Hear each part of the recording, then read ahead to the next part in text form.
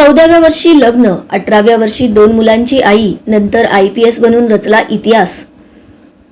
APS N Ambika, Tamil Nadu संघ लोकसेवा आयोगापर्यंत N Ambika यांची वाटचाल प्रेरणादायी आहे। प्रयत्न केल्यास काहीही अशक्य नाही हे दाखवणारी त्यांची यशोगाथा आहे। वयाच्या 14व्या वर्षी त्यांचे लग्न झाले। वयाच्या 18व्या वर्षी त्यांना 2 मुले झालीत। घरात सर्व सुखसोयी होत्या।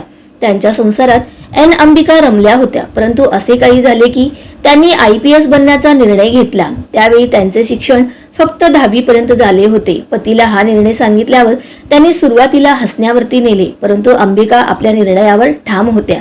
एन अंबिका यांचे पती तामिळनाडू पोलीस दलात कॉन्स्टेबल म्हणून कार्यरत होते। प्रजासत्ताक दिनाच्या परेडमध्ये IPS अधिकाऱ्यास त्यांच्या पतीने सॅल्यूट ठोकले ते अंबिका यांनी पाहिले। यावेळी IPS अधिकाऱ्यास एक वेगळाच सन्मान असल्याचे त्यांनी पाहिले। ही गोष्ट त्यांच्या मनात खोल रुजली। मग आपणही IPS अधिकारी बनावे असा निर्णय त्यांनी घेतला।